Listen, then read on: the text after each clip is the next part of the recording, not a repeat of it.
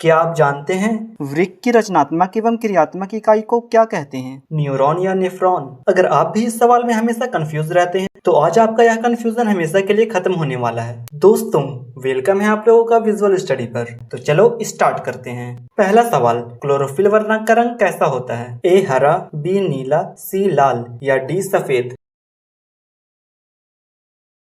इसका सही जवाब है ऑप्शन ए हरा। क्लोरोफिल के कारण ही पत्तियों का रंग हरा होता है और पौधे अपना भोजन बना पाते हैं। लेकिन जब खुद भोजन बनाने की बात आती है तो बोर्ड का एक पसंदीदा सवाल आपका इंतजार कर रहा है। दूसरा सवाल, अमीबा अपना भोजन किसके द्वारा पकड़ता है? ए स्पर्शक, बी कुटपाद, सी जीभ या डी भोजन रसधानी?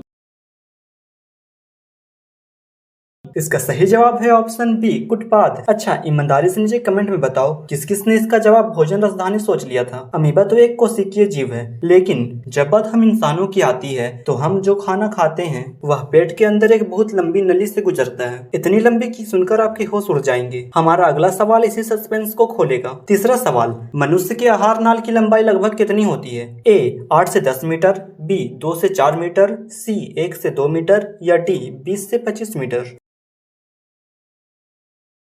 इसका सही जवाब है ऑप्शन ए 8 से 10 मीटर। सोचिए, 8 से 10 मीटर यानी आपके घर की एक पूरी मंजिल से भी लंबी। लेकिन कहानी में ट्विस्ट यहाँ आता है। इस लंबे आहार नाल से जो भी भोजन पचता है वह शरीर के अंदर जाकर असली ऊर्जा कहाँ और किस अंग में बनाता है? हमारा अगला सवाल इसी पावर हाउस के बारे में है, ध्यान से देखना। अगला सवाल, पायरुवेट के विखंडन से यह कार्बन डाइऑक्साइड, जल तथा ऊर्जा देता है। यह क्रिया कहाँ होती है? ए कोशिका द्रव्य, बी माइटोकॉन्ड्रिया, सी हरित लवक या डी केंद्रक? इसका सही जवाब है ऑप्शन बी माइटोकॉन्ड्रिया। यही कोशिका का बिजली घर है। अगला सवाल, पौधों में गैसों का आदान प्रदान किसके द्वारा होता है? ए रंध्र, बी तना, सी जड़ या डी टहनी? इसका सही जवाब है ऑप्शन ए रंध्र। रंध्र यानी पत्तियों पर छोटे छोटे छेद। गैसों का काम तो हो गया, लेकिन जमीन के नीचे से पानी को पेड़ के सबसे ऊपर वाले पत्ते तक कौन पहुंचाता है? यहाँ बच्चे दो शब्दों में हमेशा कंफ्यूज होते हैं, जाइलम और फ्लोएम। आज इसका डर हमेशा के लिए खत्म करते हैं। अगला सवाल, पौधों में जाइलम ऊतक किसके परिवहन के लिए उत्तरदायी है? ए भोजन, बी पानी और खनिज लवण, सी अमीनो अम्ल या डी ऑक्सीजन? इसका सही जवाब है ऑप्शन बी पानी और खनिज लवण। इसको याद रखने की ट्रिक, जा से जाइलम, जा से जल, भूलना मत। पौधों का सिस्टम देख लिया, अब हमारे शरीर के सबसे कीमती हिस्से पर आते हैं, हमारा खून और हमारा दिल। अगला सवाल, रक्त का लाल रंग निम्नलिखित में से किस प्रोटीन की उपस्थिति के कारण होता है? ए थ्रोम्बिन, बी हीमोग्लोबिन, सी फाइब्रिन या डी हेपरिन?